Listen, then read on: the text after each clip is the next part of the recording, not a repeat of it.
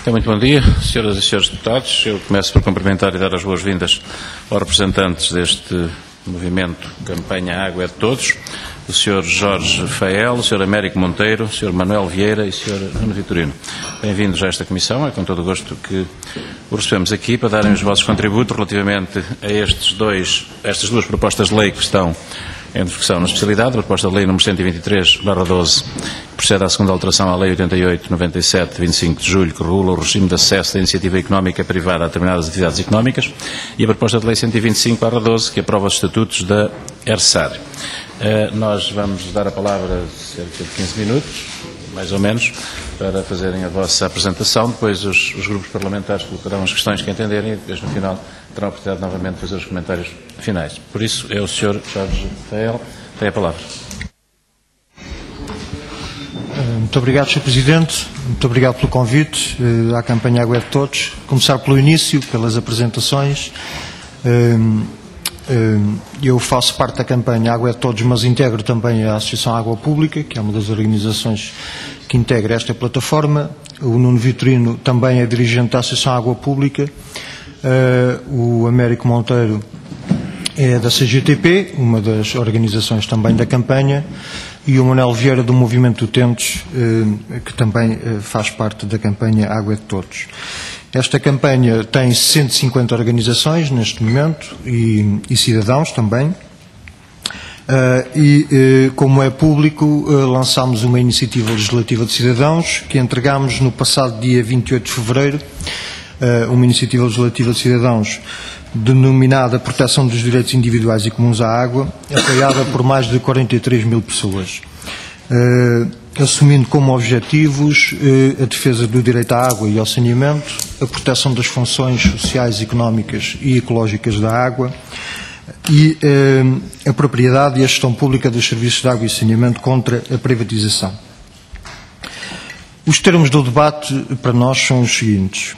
Nós consideramos que a água é um bem comum, as suas funções são essenciais e têm de ser protegidas e asseguradas pelo Estado, garantindo a sua fruição comum e equitativa à população presente e às gerações futuras. O direito à água faz parte do direito à vida, todas as pessoas têm o direito ao abastecimento de água e ao saneamento no seu local de residência, trabalho e permanência habitual. A água, os serviços de água, são um património comum que, na nossa perspectiva, não pode ser alienado, arrendado ou concessionado. Nesta perspectiva, nem os serviços de águas, nem a água, nem os serviços de águas devem ser objeto de negócio, mercantilização ou fonte de obtenção de lucros. Contrariando esta visão e os valores consagrados na Constituição da República Portuguesa, as políticas seguidas nas últimas décadas materializaram a opção pela água como bem mercantilizável e não como direito humano fundamental, objetivando assim a criação de um mercado da água e a sua privatização em várias frentes, em particular dos serviços de água e saneamento. Associado a este processo foram instituídas um conjunto de taxas e encargos sobre os usos da água, penalizando sobretudo o consumo doméstico, encargos estes potencialmente privatizáveis, ou seja, passíveis de serem encaixados por concessionários privados. A privatização, o que é e o que significa? Em Portugal, a privatização da água é feita sobretudo através das concessões. Concessão diretamente a entidades da gestão do serviço diretamente a entes privados, concessão a empresas de capitais públicos, mas de direito privado, que funcionam com regras de mercado, orientadas, em muitos casos, na nossa perspectiva, de forma negativa para a obtenção de resultados económicos e financeiros, e potencialmente privatizáveis, dado o seu estatuto jurídico de sociedades anónimas, mediante a venda de capital social. Nós consideramos que a prestação de serviço público é uma função e uma responsabilidade pública e não um negócio que se explora com o objetivo de encaixar lucros. O caráter privado da titularidade do serviço ou da sua gestão representa, na nossa perspectiva, uma limitação do interesse geral na relação com um bem tão vital e precioso como é a água. A concessão a privados implica que o concessionário tenha resultados económicos. Neste sentido, convém ser claro. O fim a que os concessionários se propõem, através da gestão de um serviço público, não é público, mas privado, a obtenção de um lucro. A privatização traduz-se em regra no aumento significativo dos preços. É a própria Associação de Empresas do Setor do Ambiente que conclui que nos modelos de gestão em PPP, os custos suportados pelos utilizadores são 30% mais caros no caso de consumos médios anuais de 120 metros cúbicos e 17% superiores aos resultados de outras entidades gestoras, como é o caso dos serviços municipais. Também em França os preços privados são 25% mais caros que os sistemas públicos. Em Inglaterra os preços subiram 40% com a privatização, embora não tenha havido alteração nos custos das empresas. Os contratos de concessão têm como pressuposto a definição a priori de todos os direitos e deveres, com base num dado cenário de desenvolvimento para o período de concessão, o que implica, ao contrário do que é afirmado, escassa ou nula margem de negociação. A ótica de curto prazo e a procura de máximo rendimento colide com a visão de longo prazo que deve orientar e caracterizar a gestão destes serviços essenciais, enquanto fatores de desenvolvimento local e regional. O financiamento privado é mais caro que o financiamento público, custo que é transferido para os contribuintes e os consumidores, implicando ainda que parte do excedente da exploração económica saia do sistema, ou seja, deixa de ser reinvestida no setor, contradizendo, por exemplo, os objetivos de melhoria da qualidade da água e dos serviços.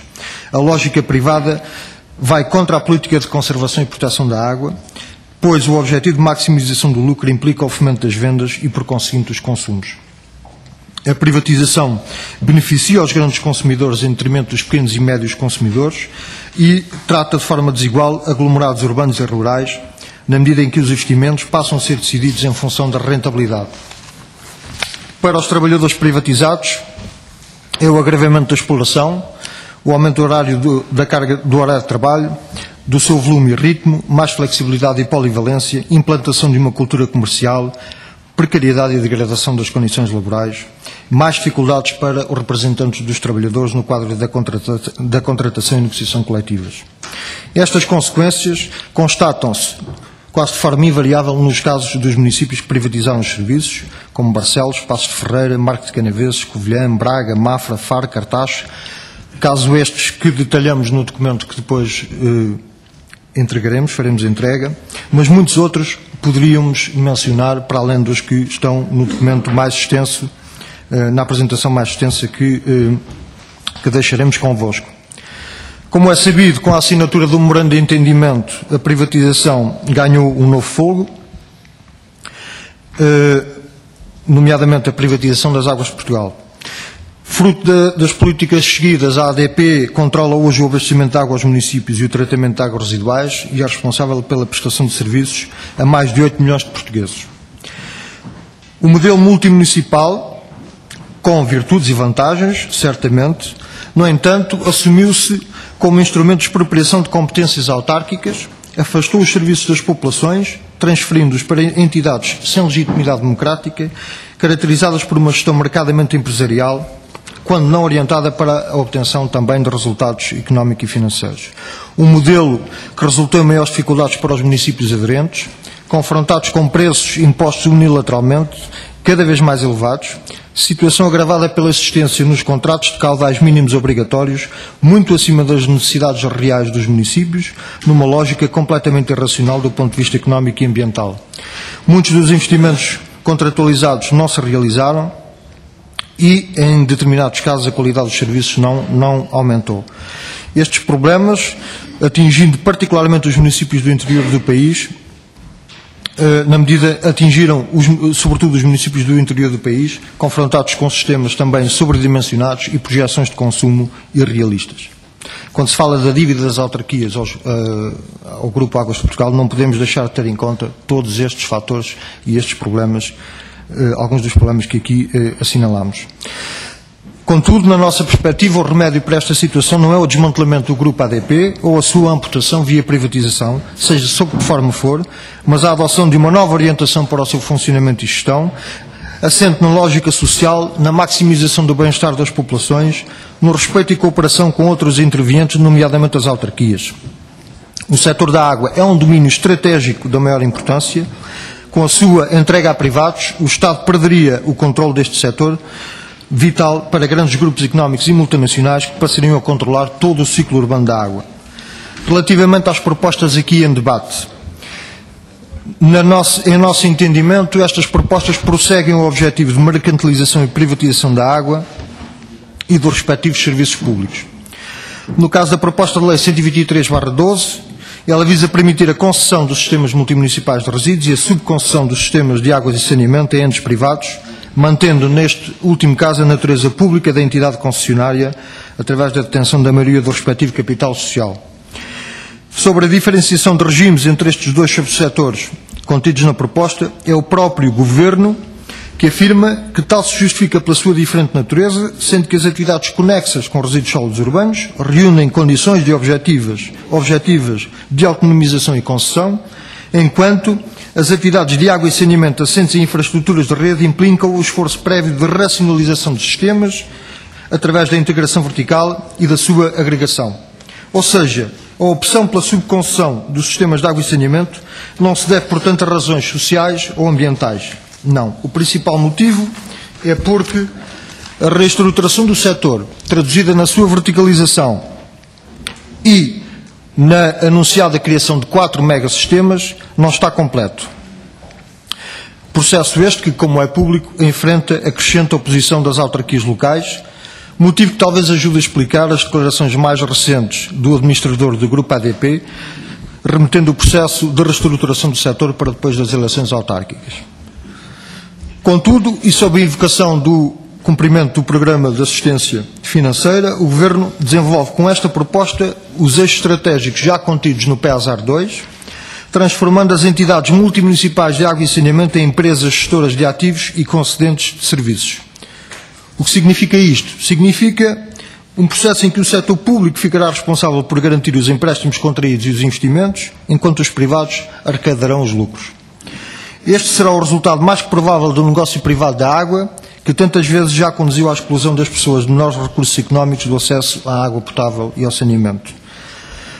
Com a proposta de lei 125, o Governo pretende a criação de uma entidade administrativa independente para atuar como organismo regulador, através da transformação do Instituto Público ERSAR, que atualmente desempenha essas funções de regulação.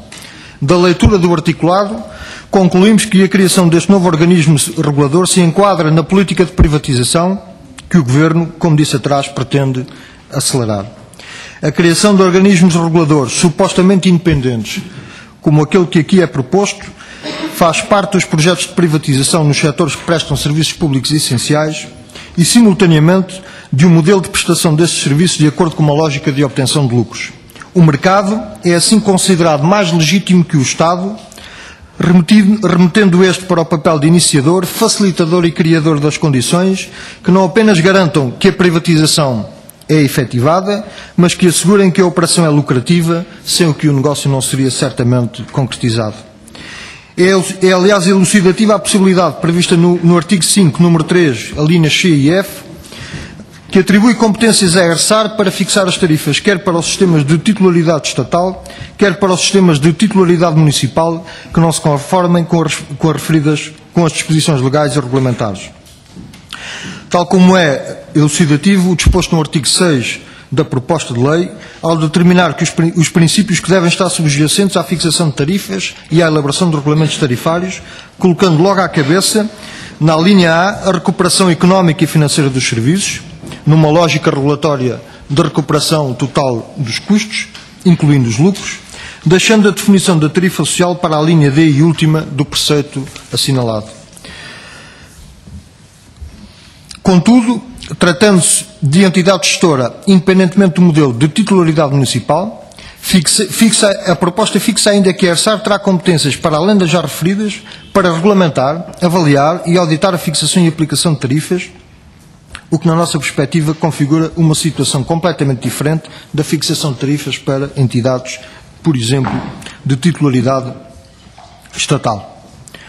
Estas disposições, na nossa perspectiva, configuram uma gravíssima ingerência desta entidade, nomeada pelo Governo, à revelia dos interesses das populações no poder local democrático, cujos órgãos são eleitos por sufrágio direto e universal, com competências e obrigações próprias e constitucionalmente consagradas, das quais esta proposta de lei faz tábua rasa.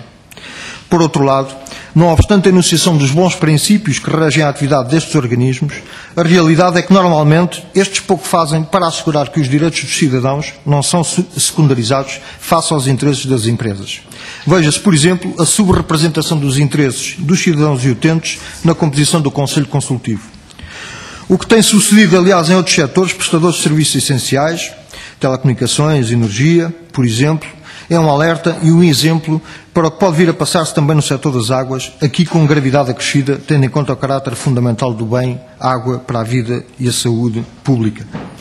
Além de que o propalado grau de independência também nos suscita as mais sérias dúvidas. O Governo continua a manter largos poderes, por exemplo, no regime de nomeação dos titulares dos órgãos. Por outro lado, o regime de financiamento, em que a principal fonte de receitas dos organismos são as próprias entidades reguladas,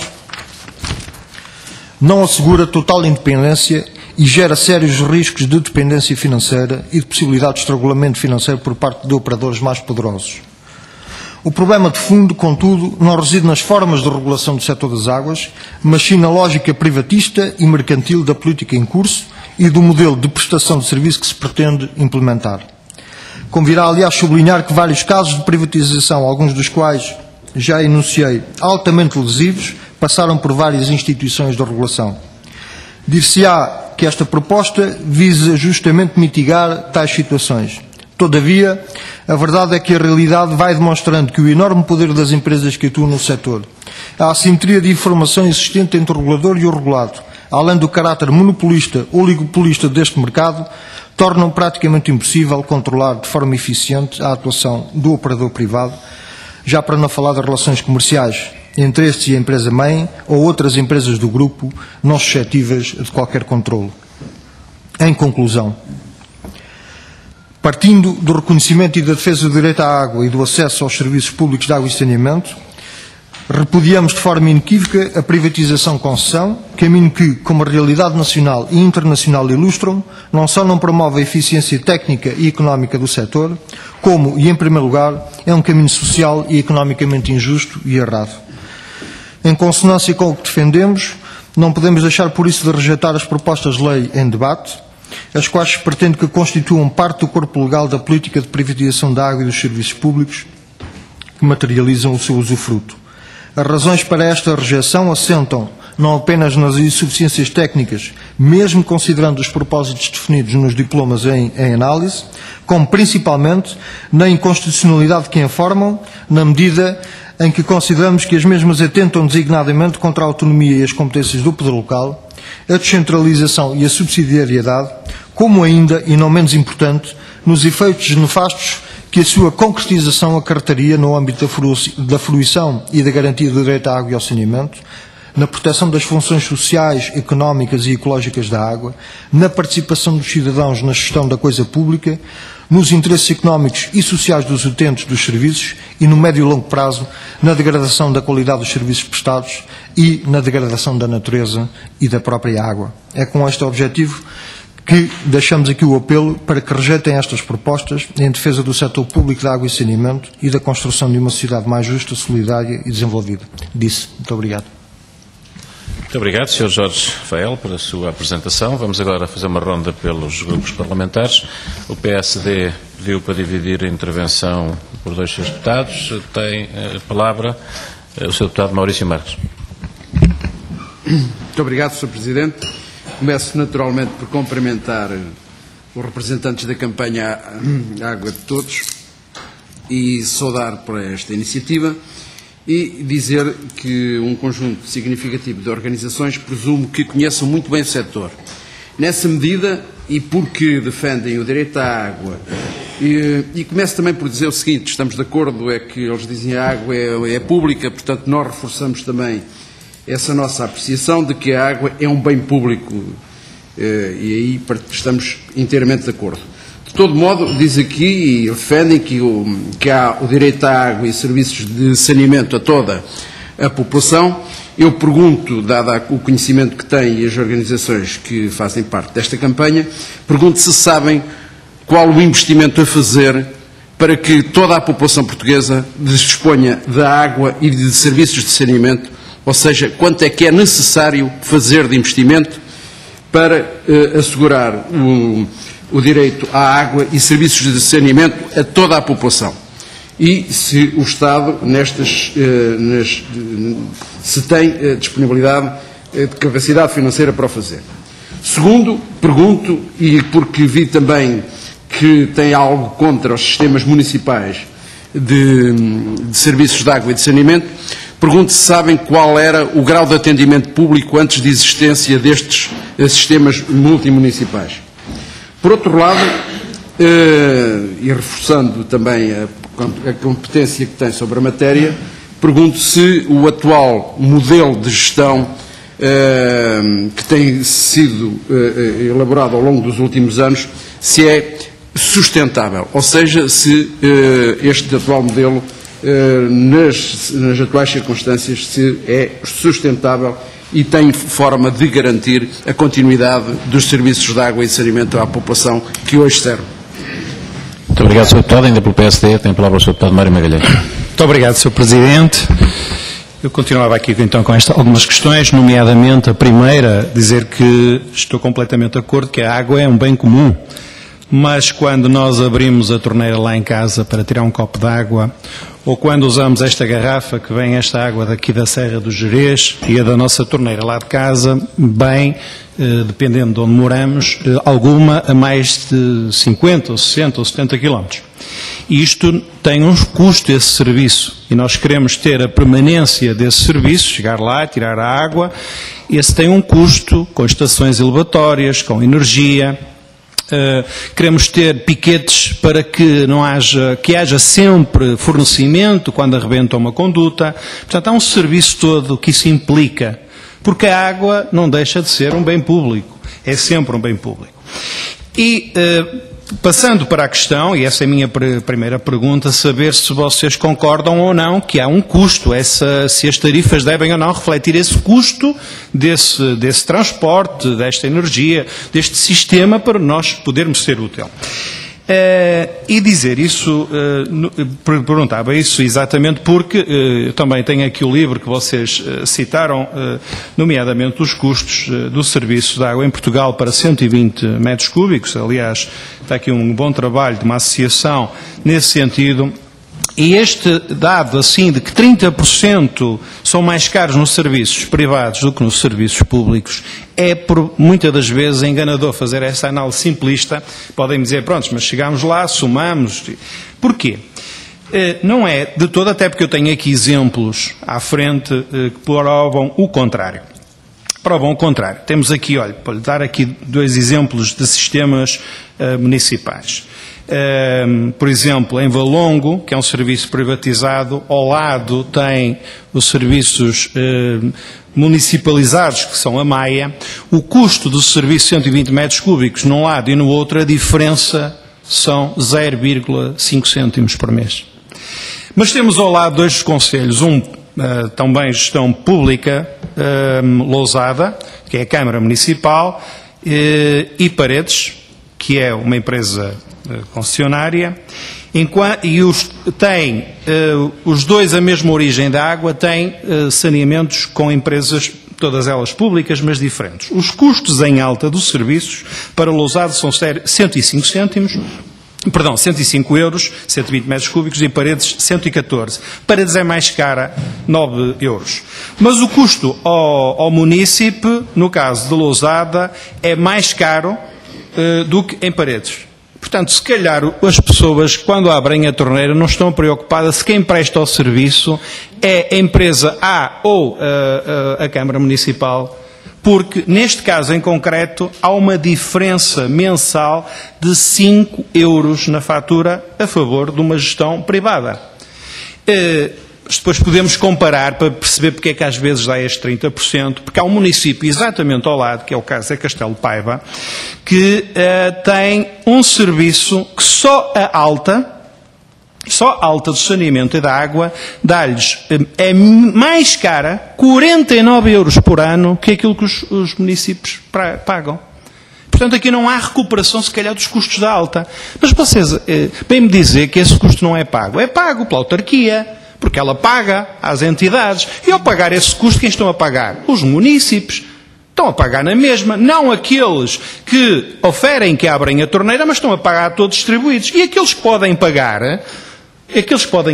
a água, não estão a pagar, estão a ser subsidiados pelo sistema por aqueles que devem ser aqueles que têm que ser protegidos, como vocês falam e muito bem. E para isso tem que haver tarifários sociais, tarifas sociais muito claras, muito fortes. Temos que ter um regulador muito atuante para o sistema, para poder proteger, para que ninguém fique de fora nestes sistemas.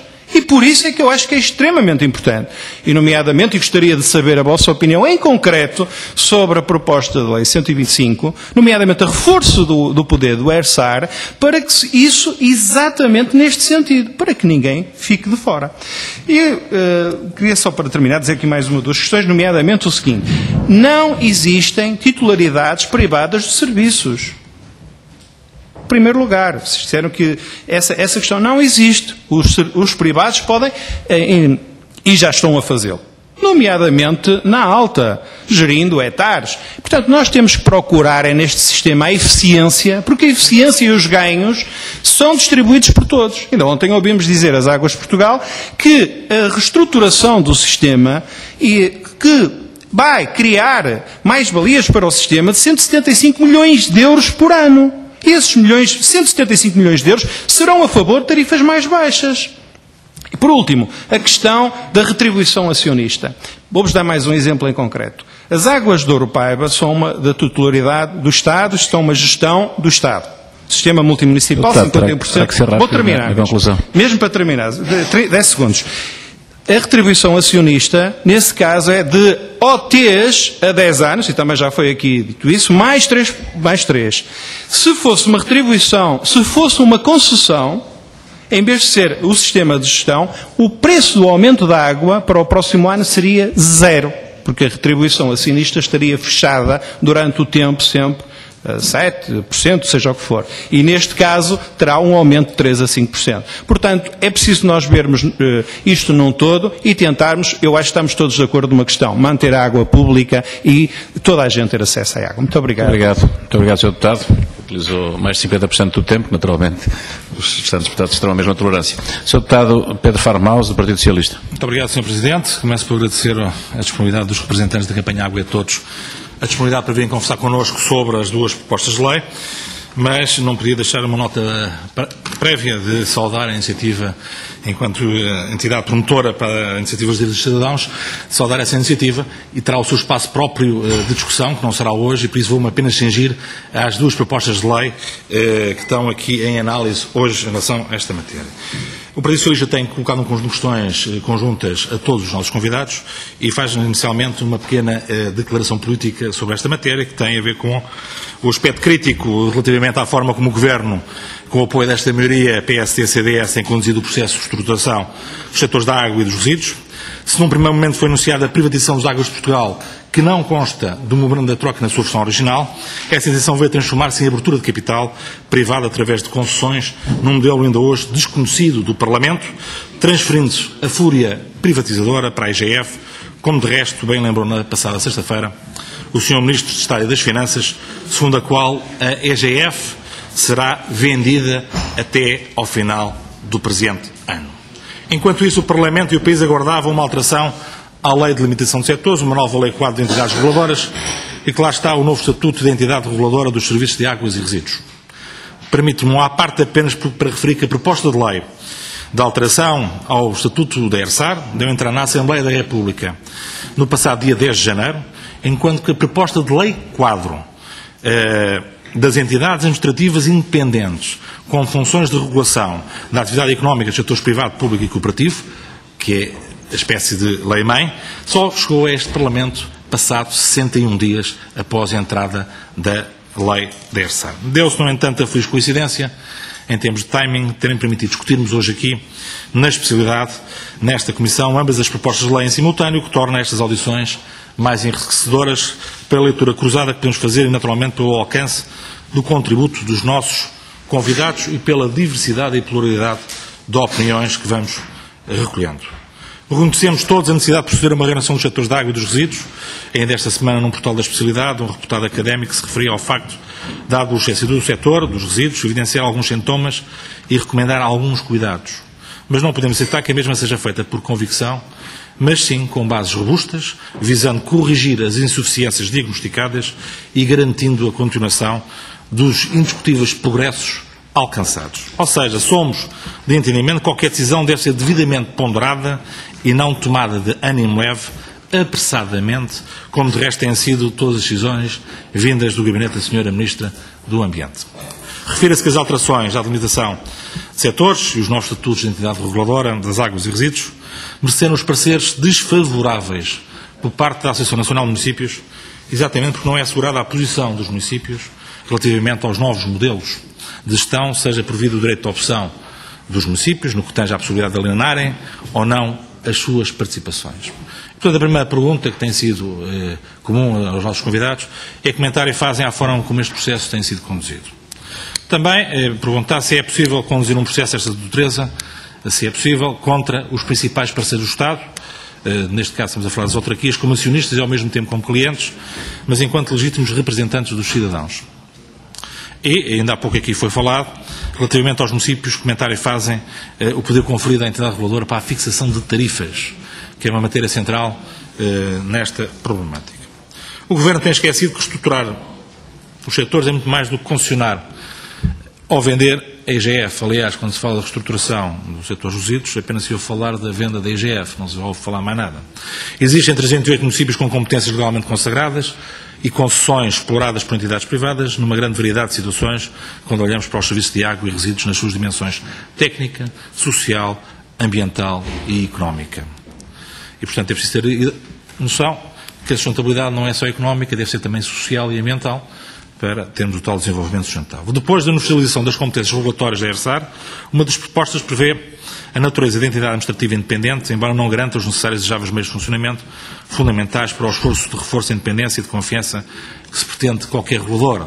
Esperemos que isto não acabe apenas numa aprovação de uma lei e depois os meios necessários para uma efetiva regulação depois não sejam dados, nomeadamente porque também a entidade reguladora faz a verificação da qualidade da água, que é um aspecto essencial para a garantia e para a segurança das populações. Questiono por isso se estas alterações relativas serão as mais adequadas ao setor. E, se não, que outros aspectos é que, na vossa opinião, é que devem ser revistos ou devem ser alterados. Por último, gostaríamos que comentasse, ainda há pouco fez aqui uma referência, não só à composição do Conselho Consultivo, mas também do Conselho Tarifário da entidade reguladora. Mas não posso resistir, como última nota mesmo, a Unesco decidiu dedicar o Dia Mundial da Água de 2013 à cooperação. Ao contrário de determinado pela Unesco, no sentido de se cooperar pela água, assistimos em Portugal exatamente ao contrário, em que a tutela puxa para um lado, os privados para o outro, os municípios defendem legitimamente as suas posições e os portugueses mantêm-se arredados de todo o processo, já que só agora se debate devidamente a alteração do Estatuto de Entidade Reguladora. E, portanto, a última questão que eu coloco é se estaremos em condições de celebrar a cooperação neste dia ou a água manter-se-á como um fator de divisão política, institucional e social enquanto este Governo se mantiver em funções. Muito obrigado, Sr. Deputado. Pelo CDS-PP tem a palavra a Sra. Deputada Margarida Neto. Muito obrigada, Sr. Presidente. Cumprimento os representantes da campanha Água é de Todos, as senhoras e os senhores deputados.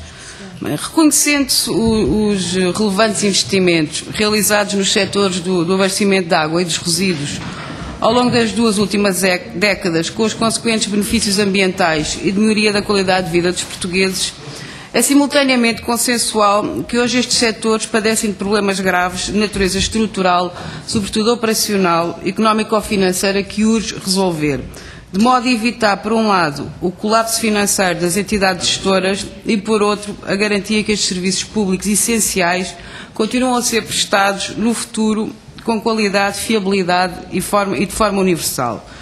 Entendemos assim que as duas propostas de lei apresentadas pelo Governo aqui hoje em discussão, visando a revisão do Estatuto da ERSAR e a alteração da Lei de Limitação de Setores, consubstanciam as alterações legislativas imprescindíveis à concretização da estratégia, bem como a tomada de medidas certas para promover a reestruturação do setor das águas e dos resíduos. Para o subsetor dos resíduos, prevê-se a sua autonomização no Grupo Águas de Portugal e a implementação de medidas que promovam a sua abertura ao setor privado. No que respeita ao subsetor do abastecimento de água e saneamento, prevê-se a sua reorganização sem alteração da natureza pública das entidades gestoras. As soluções apresentadas pelo Governo para o subsetor das águas e resíduos são distintas. Por um lado, pelo facto do bem-água ter um valor social, económico e jurídico muito diferente dos resíduos e que importa preservar e manter sob a esfera do poder público, e por outro, pelo facto do setor dos resíduos ter um nível de maturidade, equilíbrio e de organização que o setor das águas ainda não atingiu. No entanto, todo este processo de reestruturação do setor não era possível sem proceder ao reforço da revisão regulatória, com a alteração do estatuto jurídico da ERSAR para uma autoridade reguladora independente que devolva mais transparência ao setor, mais rigor ao nível da formação dos tarifários e, simultaneamente, um maior controle do impacto social decorrente das correções tarifárias, em particular junto às populações mais desprotegidas, garantida a universalidade e a acessibilidade dos serviços e dotando os utilizadores de mais e melhor informação sobre o serviço que lhes está a ser prestado. Bem, neste contexto, gostaríamos de colocar algumas questões aos senhores representantes da campanha Água é de Todos, tendo em conta as opções assumidas pelo Governo neste domínio, em contraposição com os princípios que sustentam este movimento. Referimos ao estado deficitário com que o setor das águas e resíduos hoje se confronta, com valores de dívidas que os municípios têm para com as empresas que lhes fornecem estes serviços em alta superior a 500 milhões de euros e com déficits tarifários acumulados pelos sistemas multimunicipais de abastecimento de água e saneamento superior a 520 milhões de euros. Se juntar a este cenário a crítica situação financeira em que a Águas de Portugal se encontra, é de temer o colapso financeiro do grupo, bem como a sobrevivência de muitos dos sistemas e do respectivo serviço.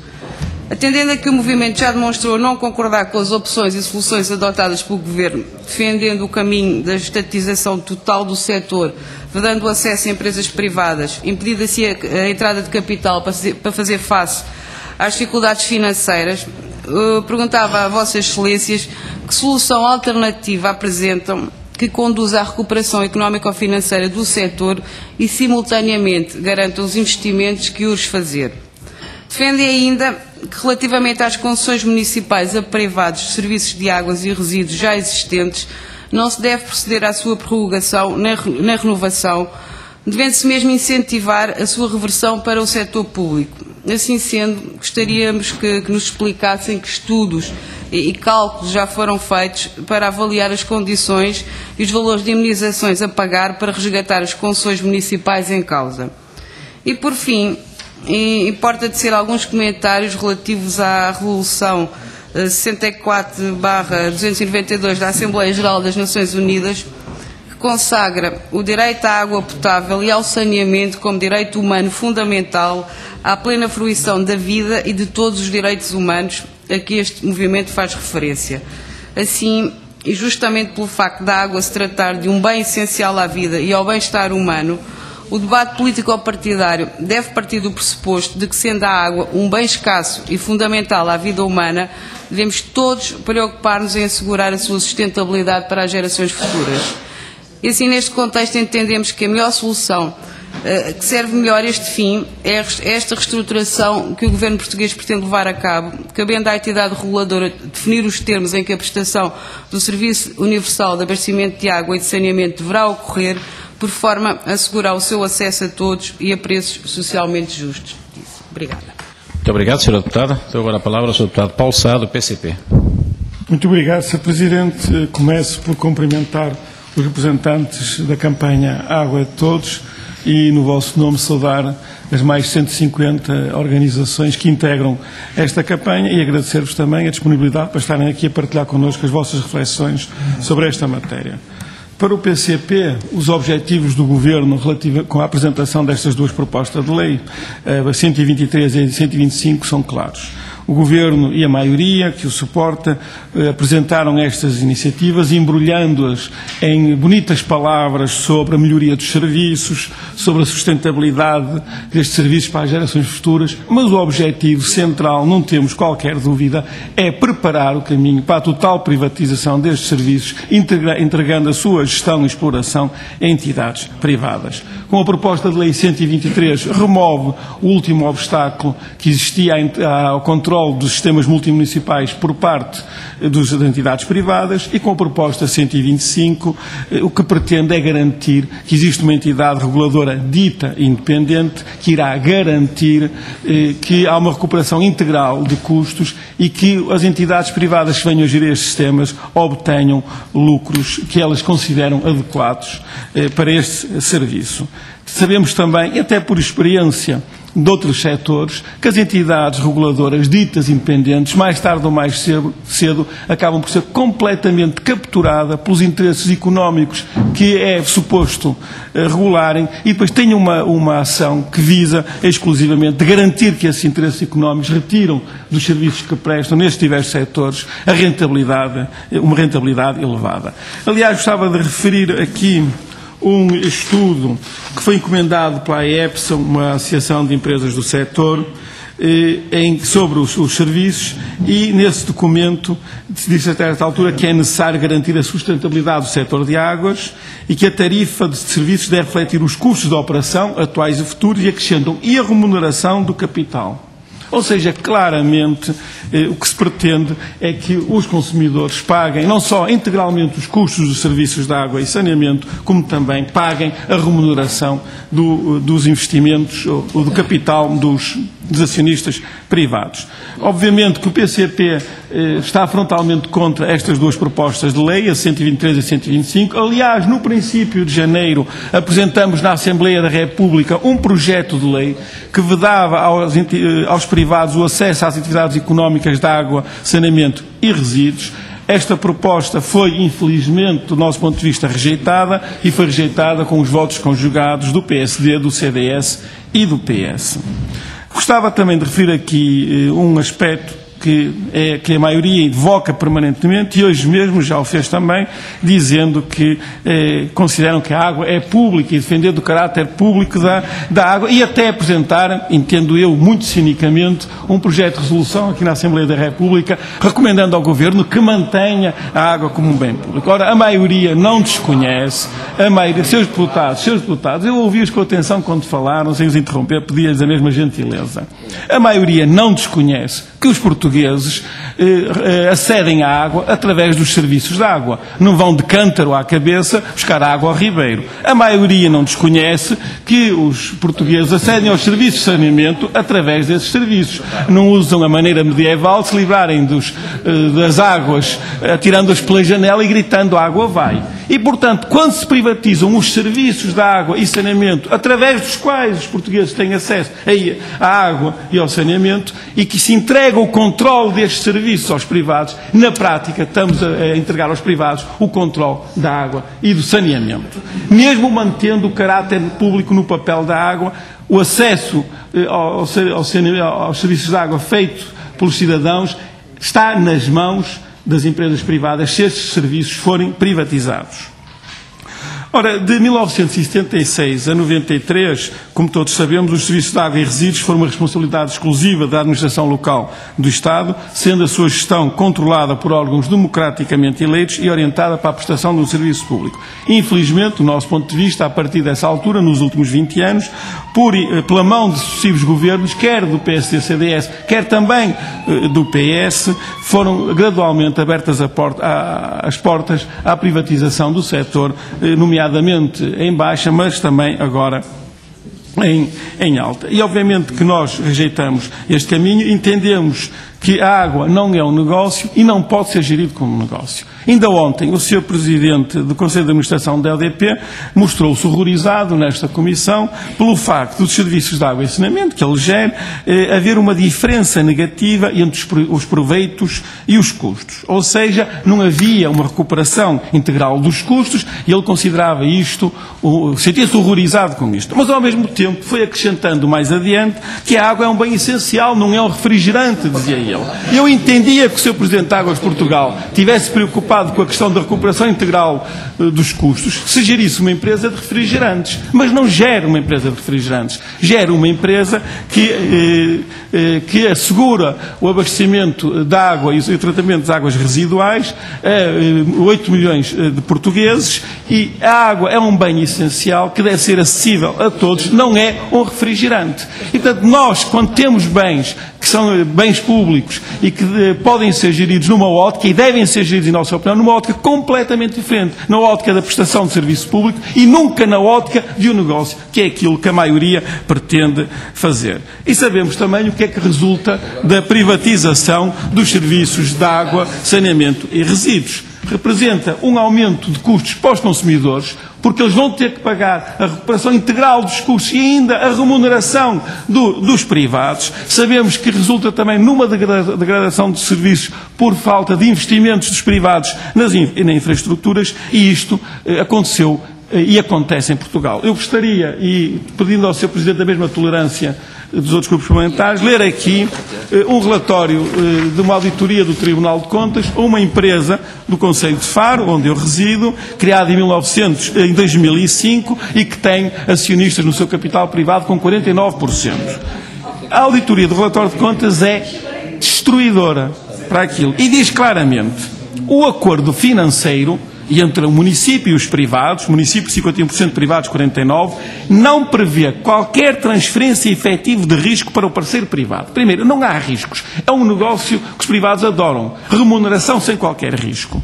Na medida em que a rendibilidade do projeto está, em última instância, sempre garantida por via do esforço ou do parceiro público, neste caso a Câmara Municipal, ou dos consumidores, dos utentes, ou de ambos, concretizado pela alteração do tarifário, pela alteração do prazo da parceria, pela atribuição de compensação direta pelo acionista município de Faro ou da conjugação de qualquer das soluções referidas. Isto é ali textualmente o que diz o relatório do Tribunal de Contas. Ainda acrescenta que, usando expedientes, e a palavra expedientes foi utilizada no relatório do Tribunal de Contas, o acionista privado conseguiu obter uma remuneração, uma taxa de rentabilidade interna de 14,9%. Paga, obviamente, pelo aumento brutal das faturas. E eu estou a falar com conhecimento de causa, porque resido nesse Conselho, e por despesas feitas pelo município na remuneração desse acionista privado. É isto que acontece por todo o país. E gostava de lhes pedir se poderiam também, e eu referi este caso de Faro, não é um caso isolado, referir outras situações no país em que este negócio, em que a água foi transformada num negócio para os privados, no sentido de assegurar elevadas taxas de rentabilidade à custa do Estado, dos municípios e à custa dos consumidores. E sabemos também, pela experiência de outros países que iniciaram processos de privatização há mais tempo e os concretizaram, como por exemplo em Paris, em que há 27 anos os serviços foram privatizados, sabemos que houve um aumento brutal de custos, por exemplo em Paris 260% de aumento de custo para os consumidores, sabemos que houve uma degradação da qualidade dos serviços e que ao fim de 25 anos os serviços foram remunicipalizados com duas imediatas consequências. Primeiro, as tarifas para os consumidores... Sr. Deputado, já ultrapassou a tolerância em 1 minuto. Então, não era necessário ter pedido, que eu já tinha concedido, mas já ultrapassou em 1 minuto, portanto pedia-lhe concluísse. Peço desculpa, Sr. Presidente, 10 segundos para terminar esta ideia, com consequência imediata a redução de preços para os consumidores e retoma dos investimentos para aumentar a qualidade do serviço. E gostava também de despedir se poderiam comentar sobre outras experiências noutros países. Muito obrigado, Sr. Presidente, e agradeço a tolerância. Muito obrigado, Sr. Deputado. Dou agora a palavra à Sra. Deputada Helena Pinto, do Bloco de Esquerda. Faz favor. Muito obrigada, Sr. Presidente. Queria, em primeiro lugar, cumprimentar os representantes da campanha Água é de Todos, agradecer a presença na nossa comissão e os contributos que podem trazer ao debate na especialidade, neste caso concreto, das duas propostas de lei, tendo em conta que também coincidem como promotores de uma iniciativa legislativa de cidadãos, mas que essa iniciativa, com a dignidade que merece, terá um espaço próprio para ser debatida. Muitas questões já foram colocadas, mas eu queria aqui começar por uma questão que achei interessante nesta audição e nesta primeira fase. É que ouvimos, nomeadamente, o PSD e o CDS a afirmarem que estamos todos de acordo. Existem matérias sobre as quais estamos todos de acordo. É um bem público, até disseram que é um direito humano, e eu gostaria de acrescentar outra coisa que não disseram, mas que penso que poderiam dizer, porque até vem referido na proposta de lei, é que é um monopólio natural. Parece que também por vezes nos esquecemos de dizer isso. É um bem público, é um direito humano, é um monopólio natural. E parecendo que, no geral, estamos todos de acordo, e até todos poderíamos subscrever e sublinhar esta frase, nos pormenores as coisas mudam de figura. Mas, aliás, como todos sabemos, o diabo é nos pormenores e não nas questões e nas declarações generalistas. Por isso, partindo desta declaração de interesses, por assim dizer, chegamos depois à conclusão que a solução é entregar todo este bem público, este direito humano, este monopólio natural aos privados. Entregar através de concessões, sejam elas mais curtas ou menos curtas. Aliás, a senhora Ministra falou aqui em 50 anos, como 50 anos fosse assim um prazo muito normal sobre isso. A questão que está aqui de fundo é, chamemos-lhe depois o que chamarmos, e existam ou não algumas frases que nos parecem emblemáticas e generalistas, é que está em marcha um processo de privatização da água. E estas duas propostas de lei, o Bloco de Esquerda tem dito isso à exaustão, são duas peças de um puzzle. Portanto, o puzzle vai sendo completado. Ainda não está terminado, mas vai sendo completado. Sabemos, e penso que fizeram também referência a esse aspecto na vossa primeira intervenção, de que um dos aspectos fundamentais será a tal verticalização dos serviços, com a criação daqueles mega serviços, como lhe chamaram, e acho que está muito bem chamado, que aliás depois inclusivamente se pode colocar a questão quais são os privados que têm capacidade para aceder a esses tais megasistemas, não é? E provavelmente até iremos assistir à entrada de capitais estrangeiros e de multinacionais, se for esse o caminho que será seguido. Não estamos a ver outras grandes possibilidades em termos do nosso país. Mas pronto, isto para dizer que são aqui de facto várias fases e várias peças do puzzle que felizmente também não têm encontrado por esse país fora, nomeadamente junto dos municípios, assim o campo aberto. Existem obstáculos, sabemos que este processo está muito difícil e esperemos que não vá para a frente, pelo menos enquanto para já, porque depois reverter estas coisas todas também é sempre muito mais complicado. Eu queria colocar-vos algumas questões, sobretudo para saber a vossa opinião e para desenvolverem alguns princípios. E há aqui um determinado, quase que mito, em torno deste debate, que é a questão da recuperação total dos custos. Aliás, foi aqui, de alguma maneira, levantado também pelo senhor deputado. É que a água tem um custo, isto tudo... aliás... até falou, agora já não sei onde é que pus aqui isso foi o seu deputado que pôs a primeira questão, que eu achei muito interessante. Qual é o investimento a fazer para toda a gente ter acesso à água e ao saneamento? Não é? Embora não vamos aqui perguntar-vos este tipo de pormenores, mas já agora eu gostava de colocar outra questão. E o investimento que já foi feito pelo Estado e pelas autarquias até hoje? Não é? E esse investimento é para quem? É para quem é que se vai servir dele? Bem, acho que a administração das águas de Portugal dizia ontem aqui 10 mil milhões nos últimos 20 anos. Portanto, é engraçado pensar no investimento que é necessário fazer para o futuro e esquecer todo o investimento em infraestruturas e não só que foi feito pelo Estado em todo desta matéria. Por isso eu gostava que se pronunciassem, que desenvolvessem um bocadinho sobre a vossa opinião em relação a esta questão. O que é isto da recuperação total dos custos? Como é que vocês encaram isto? Portanto, porque nos é apresentada aqui uma coisa que é preciso fazer a recuperação total dos custos. Bom, como é que isso é? Já aqui foi falado pelo Sr. Deputado Paulo Sá, e com toda a razão, que em todas as experiências que existem de concessão a privados no nosso país, existe depois também lá outra matéria que é a remuneração do capital. Porque, aliás, nenhum privado se mete disto se não tiver remuneração do capital e se não tiver lucro. Isso já se sabe.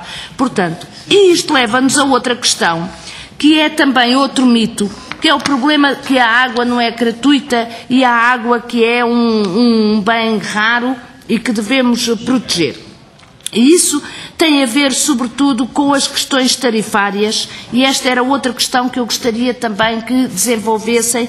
O que é que pensam sobre as questões das tarifas sociais? Eu concordo convosco quando dizem que a questão da tarifa social não é nenhuma prioridade na proposta de lei sobre os estatutos da ERSAR. Basta ver em que lugar está. É óbvio, nem sequer estão lá, nem critérios, nem nada. Isso fica tudo para depois, porque há de haver alguém muito bonzinho que tratará disso, o que é contrário ao princípio da responsabilidade política. É lógico que a água tem um preço, é lógico, e que tem que ser pago. Pessoalmente não digo que não é preciso pagar. Agora, como é que entendem que devem ser desenvolvidas as políticas em termos da tarifa social da água? E se pensam que isto está ou não acautelado nesta proposta de lei? Até porque isso é muito importante, sobretudo até nos dias que correm. Porque nos dias que correm aquilo que nós assistimos, e todos os dias há denúncias sobre isso, denúncias as mais insuspeitas e dos setores mais insuspeitos, é que há cada vez um maior número de famílias sem acesso à água, porque a água é cortada por falta de pagamento e não podem pagar porque vivem uma situação de pobreza. Portanto, que é uma questão que é, bom, estamos no século XXI, pensar que existem pessoas que não têm acesso à água por situações de pobreza. E, portanto, acho que esta questão e das futuras tarifas é muito importante. Para já eram. Obrigado. Muito obrigado, Sra. Deputada. Terminamos assim a intervenção dos Srs. Deputados. Dávamos novamente a palavra aos nossos convidados para os comentários finais e para as respostas. Não sei qual deles quer usar a palavra. O Sr. Nuno Vitorino, faz favor, tem a palavra. Muito bem, então, bom dia a todos. Antes de mais, voltar a agradecer a oportunidade de receberem a campanha Água é de Todos para a discussão destes temas e agradecer as perguntas que os Srs. Deputados tiveram a amabilidade de nos dirigir. Eu gostava, antes de mais, de dar uma nota. Existem alguns setores mais tecnocráticos da sociedade que fazem uma imagem dos movimentos pelos direitos dos cidadãos, no caso, nestes, pelos direitos à água pública, aos direitos individuais e coletivos pela água, de umas pessoas que se limitam a repetir a exaustão uns termos panfletários e que não vão à escola, que não conhecem terminologia económica, que não estudam as questões. Eu queria dizer-vos, e digo isto porque nós somos convidados e, portanto, estamos aqui com todo o respeito aos senhores deputados. Mas a intervenção do Sr. Deputado Maurício Marques e da Sra. Deputada Margarida Neto pareceu-me, enfim, acredito que talvez tenha sido excesso de sensibilidade da minha parte e por isso peço desculpa, mas pareceu-me também que talvez involuntariamente tenham caído neste equívoco. Eu tinha uma professora na primeira classe, já não me recordo muito bem o nome dela, mas agora podíamos aqui dizer Dona Emilgarda. Costumava-me fazer testes de surpresa. Ela perguntava-me sempre essas coisas. Quanto custa? Quanto vai? Eu tinha muita dificuldade porque eu preciso de estudar na véspera. E, portanto, peço desculpa de não poder elucidar os senhores deputados. Admito que, sendo deputados, conheçam os números e, portanto, me possam recordar para ver se estão de acordo com os nossos. Mas o que lhes queria dizer é que, sim, nós sabemos todas essas perguntas que nos fizeram. Teremos a maior gosto de vos fazer uma nota técnica sobre todas essas questões. Sim, nós sabemos. Sim, nós estamos aqui a discutir política com base em conhecimento técnico de todas as perguntas que nos fizeram. Posto isto, gostaria de dar nota do seguinte. Investimento e grau de atendimento. Não vamos aqui prender-nos com números. E estudos. Poderíamos estar aqui horas a discutir todos estes exemplos. Naturalmente, uma coisa que quem trabalha com números sabe é que eles torturam-se até confessarem. Portanto, não vamos aqui discutir quem é que tortura melhor os números, quem é que os manuseia melhor. Aquilo que vos posso dizer é que todos os dados que o meu colega Jorge Feial apresentou, todos os dados que encontram nas posições da campanha e enfim, de algumas organizações que são especializadas no assunto procuram ir beber, e fazendo um parêntese, nós não estamos aqui a discutir coisas novas. Nós estamos aqui a discutir coisas que a bibliografia especializada e a ciência económica discute há décadas. Existem centenas e centenas e centenas e centenas de artigos sobre esta matéria.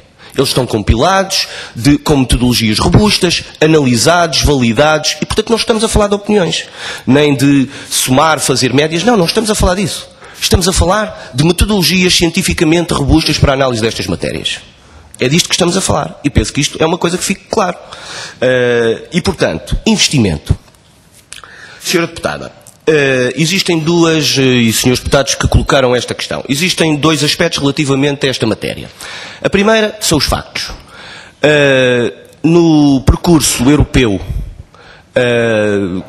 portanto, relativamente a esta oposição que, como sabem, se iniciou em nos finais dos anos 80, das dúvidas de alguns setores da sociedade, da capacidade de eficácia do Estado na gestão dos serviços públicos, que é disto que estamos a falar, e, portanto, todo esse percurso, aquilo que os dados nos dizem é que as empresas privadas investem apenas 12%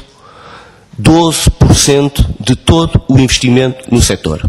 Portanto, o tão referido argumento da impossibilidade de contornar o investimento privado bate na barreira da realidade. É que, na verdade, os privados não investem. Na verdade, os privados investem uma fatia mínima, e eu, já agora, só para termos consciência de que estamos a falar de números validados pela comunidade científica. Relatório do PSIRU, Universidade de Greenwich, compilação de vários relatórios académicos e de instituições internacionais. Aliás, estes números são reconhecidos pelo próprio FMI, pelo Banco Mundial, pelo Banco Europeu de Investimento, cujo representante esteve em Portugal, um dos representantes portugueses, e afirmou exatamente isto que eu estou aqui a dizer. Portanto, este é uma das componentes. Na verdade, o setor privado não investe. Ponto 1. Ponto 2.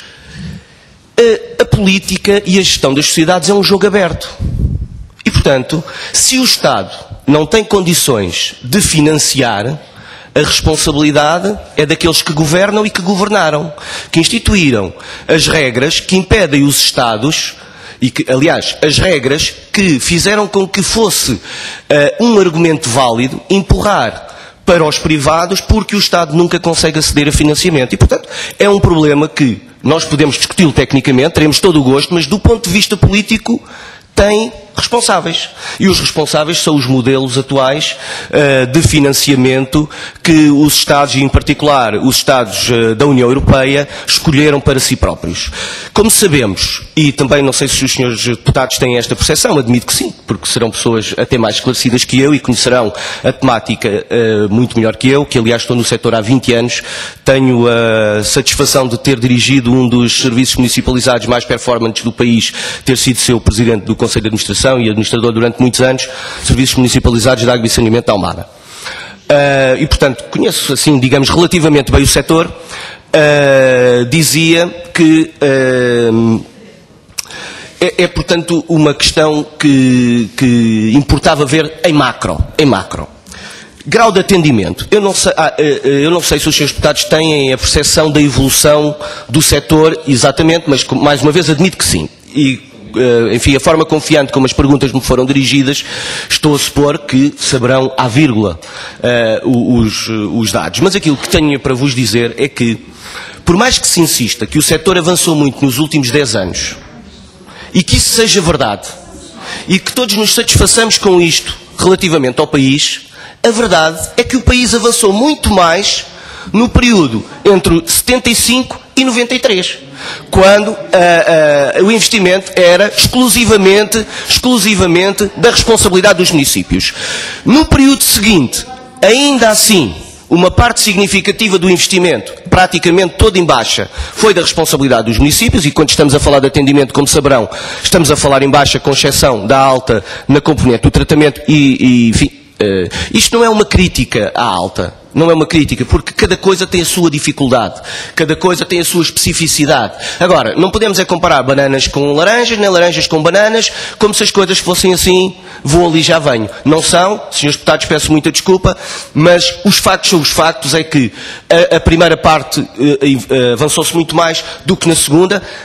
Tem as suas razões. Agora, não podemos é fazer de conta que brilhou uma estrela no firmamento, que foi uma ideia peregrina, que foi criar os sistemas multimunicipais e então o sol brilhou para todos nós. As coisas são como são.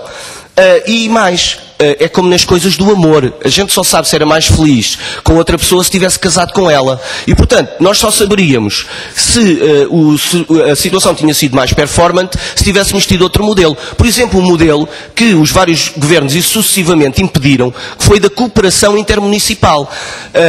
Todos conhecemos, e eu conheço particularmente bem, porque, como disse, fui autarca e fui presidente do Conselho de Administração de um serviço que não teve um único apoio europeu, por uma razão absolutamente política, que foi a de não ter aceito o modelo que lhe queria ser imposto.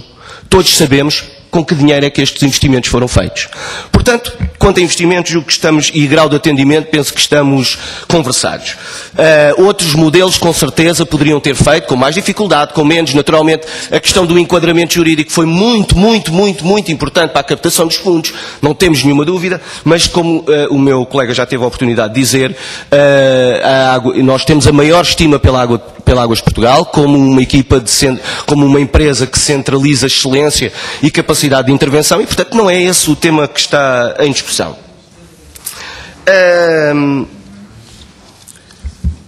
Só para terminar as questões mais genéricas. Estamos todos de acordo que a água é um bem comum. Sr. Deputado, eu gostava que isso fosse verdade, mas lamentavelmente não é. Porque estarmos todos de acordo significa duas coisas: palavras e prática. E, como aqui já foi dito, enfim, eu não vou tecer nenhum comentário quanto ao diálogo entre os senhores deputados, mas como aqui já foi dito, a água é um bem que, do ponto de vista económico, eu teria o maior gosto de nós podermos discutir isto, é muito complexo a sua análise, porque não é uma coisa simples. Tem muitas vertentes, muitas nuances, muitas discussões à volta das suas características. E, portanto, não perderemos tempo com isso. Mas, daquilo que estamos aqui a falar, ciclo urbano da água, em particular, a água estamos todos de acordo quanto a que a água é um bem público. Se sobre a água, Sr. Deputado, se sobre a água não forem declarados direitos económicos de determinados atores económicos ou sociais que prejudicam o usufruto ou prejudicam os interesses económicos ou sociais de outros, e aquilo que é o caminho que está proposto, quer pela União Europeia neste momento, em grande medida com o blueprint, com a revisão de um conjunto de matérias que o senhor conhecerá muito melhor que eu, é o colocar em causa da água como bem público. Pois todos nós sabemos que não vale a pena dizer que a água que está na praia é pública, ela não serve para nada, ninguém a pode levar dali. Ela é pública porque é pública, há de ser sempre pública porque não se consegue tirá-la da praia. Agora, o que nós estamos a falar é das vantagens, da apropriação económica das vantagens de um serviço público. E é essa a razão por que nós não estamos de acordo. Porque concessionar é transferir para uma entidade privada as vantagens económicas em detrimento do interesse público. E nessa medida, a água que chega à torneira dos portugueses, quando está nessas condições, não é privada, não é pública, é privada. Foi privada. Mais coisas. Quanto à matéria da ERSAR, Sr. Deputado, a regulação é mercado, não é? Regulação é mercado. Tutela sobre entidades, sobre operadores, se não for com o mercado, é outra coisa. É parecido, mas não é a mesma coisa, como o senhor sabe. Estamos a falar de teoria, não é? Se não existir mercado, não existe regulação. Porque a regulação existe para o mercado. Pronto. A ERSAR, até porque tem, e agora falo a título pessoal, não compromete a campanha. tenho o prazer de conhecer muito bem o Sr. Engenheiro Jaime Mel Batista, é uma personalidade ímpar. E, portanto, se por acaso as coisas não descambaram mais na ERSAR, é porque efetivamente é dirigido por uma pessoa excepcional. Do ponto de vista técnico, pois a ERSAR é uma entidade importantíssima, mas podia ser os serviços gerais do Ministério do Ambiente. Fazia exatamente a mesma coisa se fosse dirigida por pessoas capazes como o Sr. Engenheiro Jaime Mel Batista. Falar da componente que é efetivamente regulatória. A resposta é não. Nem os interesses dos cidadãos ficam reforçados, nem os interesses dos cidadãos têm sido suficientemente defendidos. Não por incapacidade de quem está na ERSAR, mas porque o próprio modelo é um modelo que tem tendência a ser capturado. E o senhor veja porque eu penso que os seus deputados têm a percepção de que aquilo que estão a propor para Portugal é em contraciclo. É em contraciclo. De tal forma é em contraciclo que é a União Europeia e a Comissão Europeia que está neste momento a tentar fazer um cerco aos Estados nacionais para lhes impor a liberalização do setor da água. Porque aquilo que se verifica na prática é que não só a esmagadora maioria se manteve sempre pública, mas aqueles que estão a ser públicos, que foram privatizados, estão a regredir. A oposição popular é brutal, o senhor conhece, e é por essa razão, o senhor, desculpe-me, enfim, eu sou um convidado, e os convidados, quando vêm à casa das outras pessoas, ainda mais sendo esta a casa de todos os portugueses, devem se portar bem. E, portanto, eu peço que entendam isto exclusivamente como uma retórica política, não mais que isso. Eu só posso entender que o discurso que as forças políticas que sustentam o governo, e, portanto, em função destas políticas, de que estamos todos de acordo, de que a água é um bem comum, e que eu até já ouvi, houve uma pessoa com muitas responsabilidades na Águas de Portugal que me disse que concessionar era privatizar, mas subconcessionar não. Posto isto, esta intenção de tentar fazer de conta que se mantém tudo público só tem uma razão. Porque todos nós nesta sala somos conhecedores da oposição absoluta e total dos portugueses, da sua esmagadora maioria, a este processo privatizador. Em geral, mas muito em particular na água e no saneamento. Porque toda a gente conhece o resultado do referendo na Itália, porque toda a gente conhece o que é que aconteceu em Berlim, porque toda a gente conhece o que é que está a acontecer em Espanha, que a Espanha, sobretudo a parte sul, está totalmente em pé de guerra pela privatização do canal Isabel II e de um conjunto de empresas municipais a sul de Espanha, porque isto é uma coisa que todos conhecemos nesta sala. A proposta que está aqui a ser feita é em contraciclo. Questões concretas destas leis. Não estou não, Sr. Deputado. Não estou. Não, por acaso, até o senhor terá que verificar isso, terá que ver os seus números com mais cuidado. Mas se me permitir que continue... Senhores deputados, deixamos concluir. Sr. Deputado, eu não sou deputado, portanto, eu teria o maior gosto em participar nesta troca de impressões, mas não tenho essa condição. Eu agradecia que concluísse, já passou o tempo, nós naturalmente também daremos a tolerância que demos aos seus deputados. Peço muita desculpa. Muito concretamente, duas coisas que são fundamentais, que são importantíssimas e julgo que os seus deputados, independentemente das opções que tomarem quanto às questões de fundo, não poderão deixar de reanalisar estas matérias. Aquilo que é proposto no diploma sobre a ERSAR, enfim, no outro também atenta contra a autonomia do poder local, mas em particular aquilo que é proposto no diploma da ERSAR é inconstitucional.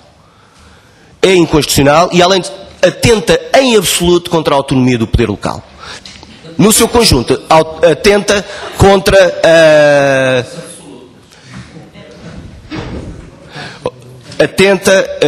quanto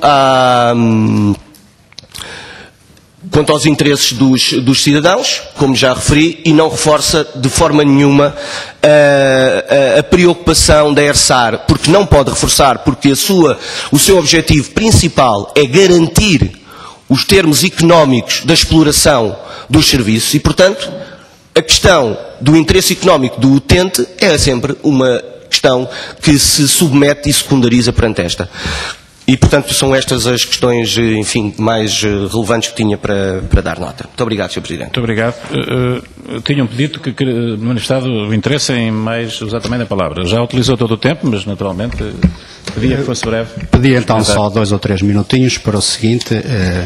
Claro que não é uma avaliação política da questão, mas aquilo que me apraz dizer é o seguinte: a CGTB também apresentou um parecer sobre estes 2 projetos de lei e, portanto, com certeza que conhecem ou conhecerão de seguida.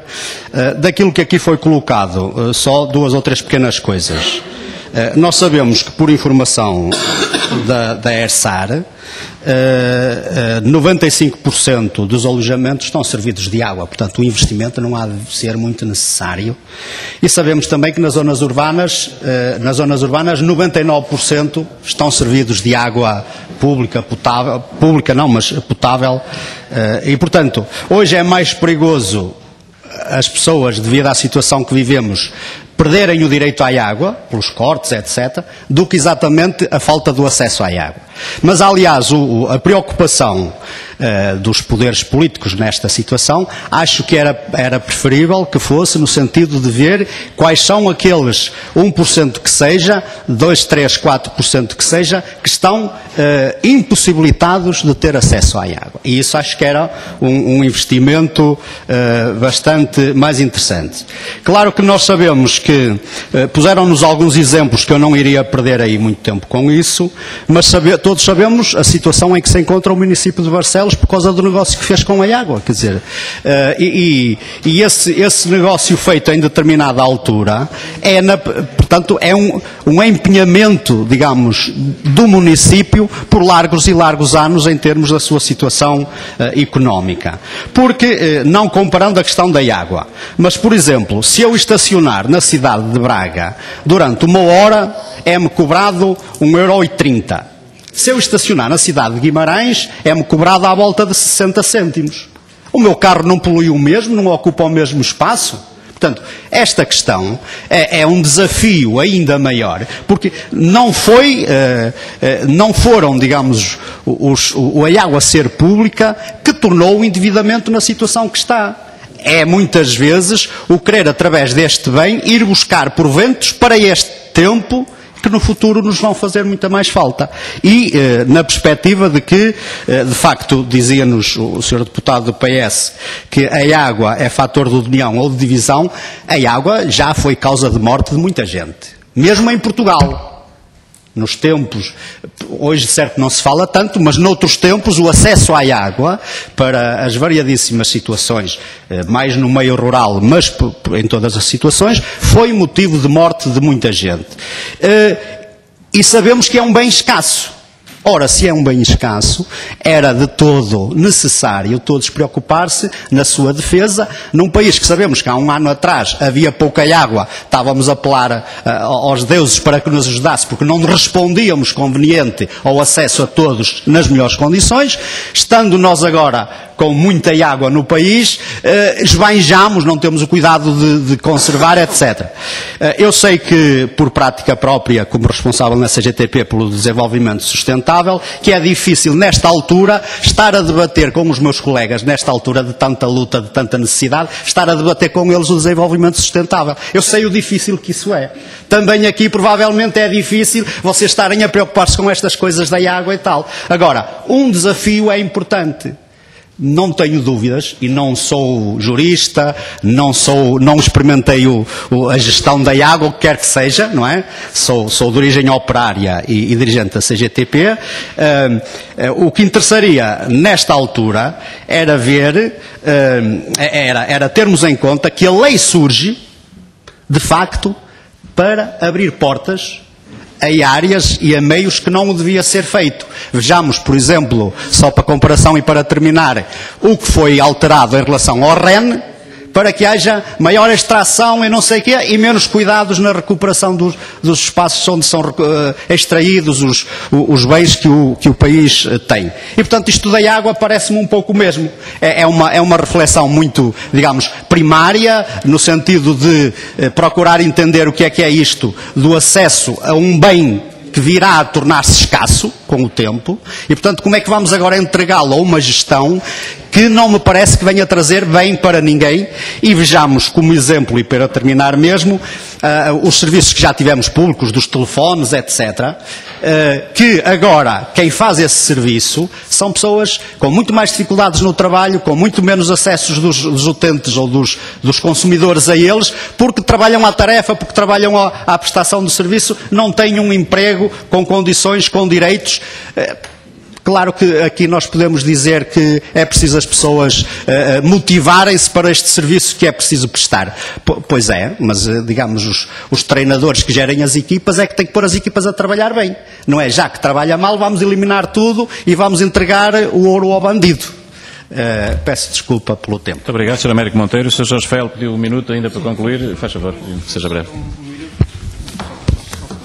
Pois, deveriam era ter organizado melhor o tempo, mas nós estamos aqui para os ouvir, mas os seus deputados também têm tempo limitado. Mas faz favor.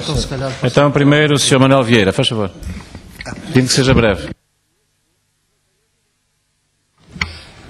Muito bom dia, Srs. Deputados. Sr. Presidente da Comissão do Ambiente.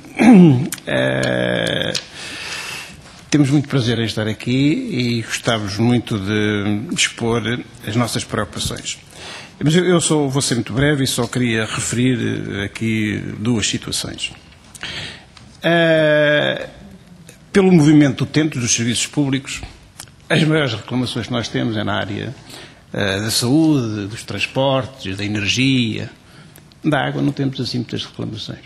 Portanto, o que significa, como aqui já foi dito, que a cobertura é de tal maneira razoável e boa, não é que não há, digamos, essa preocupação das populações em reclamar que há um mau serviço do abastecimento de água. Por exemplo, no meu concelho, que é Amadora, que é os serviços municipalizados de água e saneamento, nunca tivemos nenhuma reclamação, nem nunca houve nenhum movimento no que respeita ao serviço de água, o que pressupõe que, de facto, há um serviço público bom e que dá muito lucro.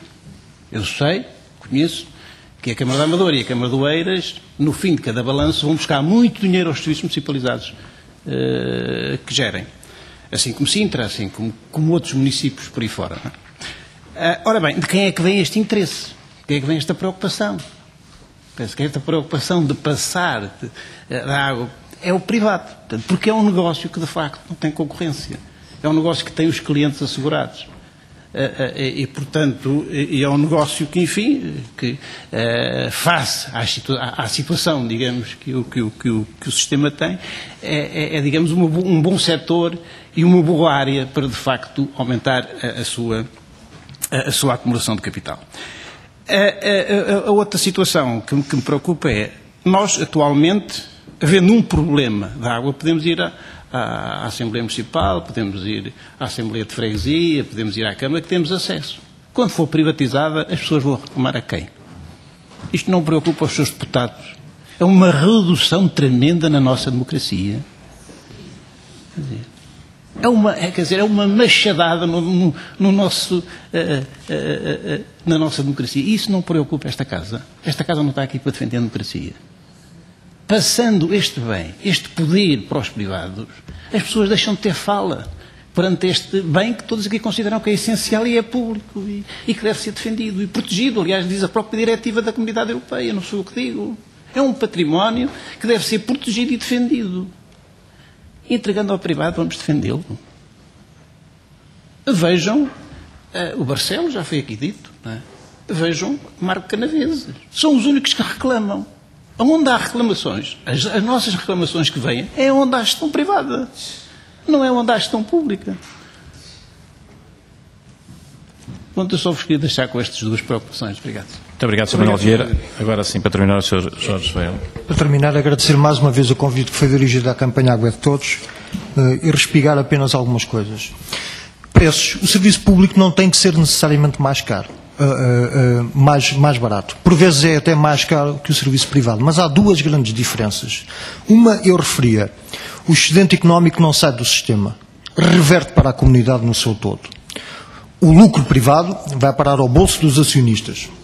A segunda grande diferença é a democracia, já aqui foi salientada. E quando nós falamos no setor da água, saneamento, no direito à água, nós estamos a falar em quê? Quais são as palavras? Serviço, acesso, transparência, democracia, igualdade, solidariedade. Não estamos a falar nem em indústria, nem em mercado, nem em concorrência, nem em lucros. Os nossos termos neste debate são estes. O direito à água e saneamento na Europa, nós não defendemos água gratuita. Ninguém aqui defende água gratuita. Ela tem um custo. Operação, manutenção, distribuição, etc. Agora, o princípio da recuperação integral dos custos é que não pode ser o alfa e o ômega da gestão. Não pode ser esse o referencial da gestão do serviço público. Caso contrário, vamos justamente diminuir o acesso à água e ao saneamento, um bem essencial à vida.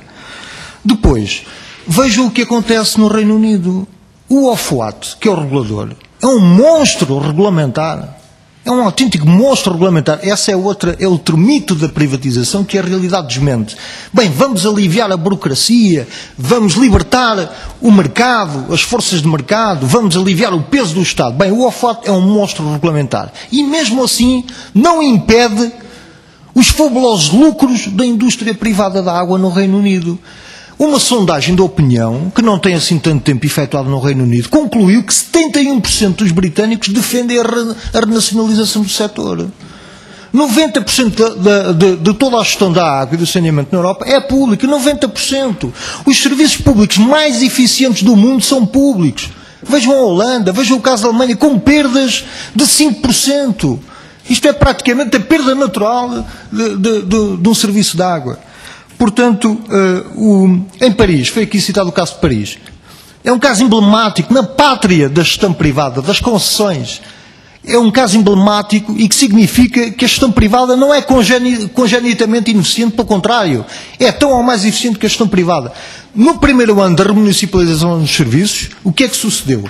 35 milhões de euros de poupança imediata pelo fim dos contratos com a Suez e com a Veolia. 35 milhões imediatos, que reverteram para a comunidade.